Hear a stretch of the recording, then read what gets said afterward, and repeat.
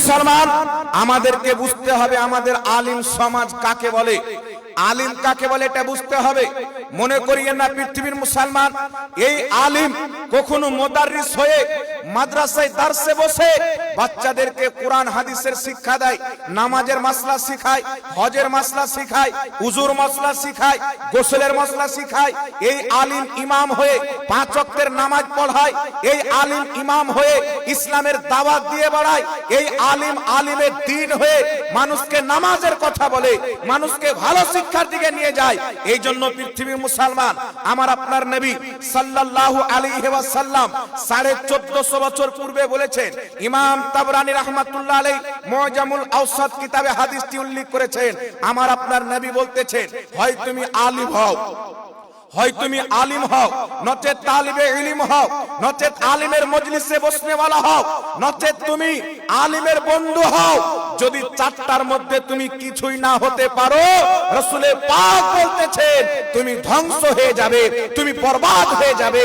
এই জন্য পৃথিবীর মুসলমান, আহলে সুন্নাত ওয়াল জামাত সুন্নি আলিমদের সঙ্গে বন্ধুত্ব করা, তাদের কাছ থেকে দ্বীন শিখা, তাদেরকে মহব্বত করলে খোদার কসম খেয়ে বলি, এই জমিনের মাটিতে 72 জাহান্নামী ফিরকা আপনার ঈমান নষ্ট করতে পারবে না। আর কিয়ামতের মাঠে এই আলিমের দ্বীন আপনার সুপারিশ করে জান্নাতে নিয়ে যাবে। এই বার্তা মুহাম্মদ রাসূলুল্লাহ দান করে। সুবহানাল্লাহ, সুবহানাল্লাহ। কিতাবটির নাম হচ্ছে সুনান ইবনে মাজাহ। এই কিতাবে একটি হাদিস এসেছে, রাসূল পাক বলছেন, ইয়াশফা ইয়াউমিল কিয়ামাতে সালাসান, কিয়ামতের মাঠে 3 শ্রেণীর ব্যক্তিরা সুপারিশ করবেন। নবী পাক বলছেন, নবীগণ সুপারিশ করবেন, সুম্মাল উলামা, তারপরে আলিমগণ সুপারিশ করবেন, সুম্মা শুহাদা, তারপরে শহীদগণ সুপারিশ করবেন। পৃথিবীর মুসলমান, আমার নবী সুপারিশ করার ক্যাটাগরি বয়ান করতে গিয়ে নবীদের পর জিনাদের ক্যাটাগরিকে শহীদদের আগে আনা হয়েছে। যারা ইসলামের জন্য গর্দান দিয়েছেন, ইসলামের জন্য রক্ত দিয়ে শহীদ হয়েছেন, তাদের পূর্বে নবী মুস্তাফা আলিমে দ্বীন উনাদের নামকে উল্লেখ করেছেন।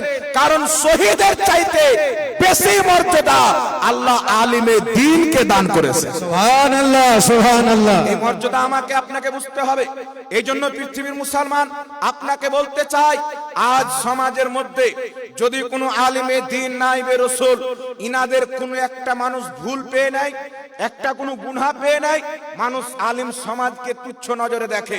আমি আপনাদেরকে বলতে চাই, মানুষের আলিমের মধ্যে আলিম থেকে ভুল হবে না এই কথা শরীয়তের কোথাও লেখা নাই।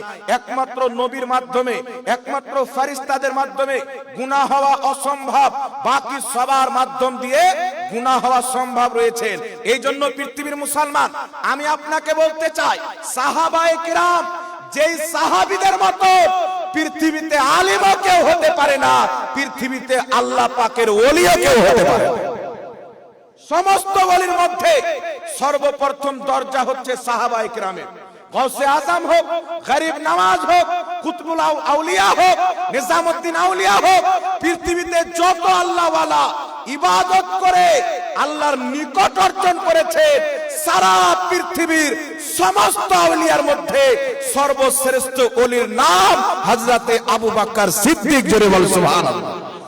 সবচাইতে বড় ওলির ক্যাটাগরি হচ্ছেন সাহাবা। সাহাবীদের মধ্যে হযরতে আবু বকর সিদ্দিক। এই জন্য আপনাকে বলতে চাই, পৃথিবীর মুসলমান, ওই সাহাবার মাধ্যমে ভুলও হয়েছে, সাহাবীর মাধ্যমে গুনাহও হয়েছে।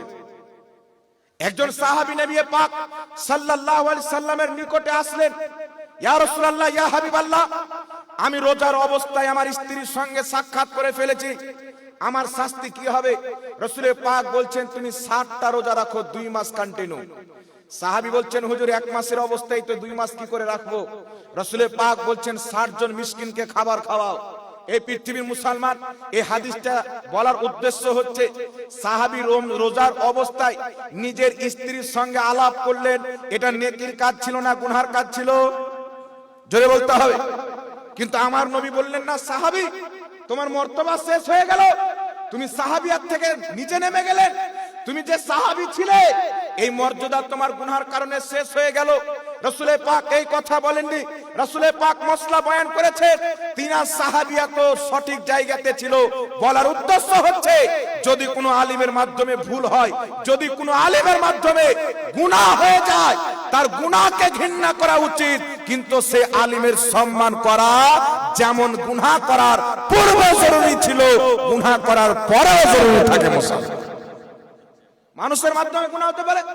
আজকাল যদি পৃথিবীর কোনো এক জায়গাতে একজন আলিম যদি চুরি করে নেয়, খোদা না খাস্তা, তাহলে গোটা সমাজের আলিমকে কিছু লোক সমাজের মধ্যে থাকে তাকে তুচ্ছ তাচ্ছিল্যতা করে। মৌলবীদের কেন এই ব্যবহার হবে? আমি আপনাকে বলতে চাই, আরেকটি হাদিস খুলেন, ইমাম ইবনে কাসির রাহমাতুল্লাহ আলাইহি নিজের কিতাব তাফসীর ইবনে কাসিরে হাদিসটি নিয়ে এসেছেন। আমার আপনার নবীর ইন্তিকালের 3 দিন পর একজন সাহাবী রাসূল পাকের নিকটে আসেন। হযরতে আলীর সঙ্গে মদিনাতে সাক্ষাৎ।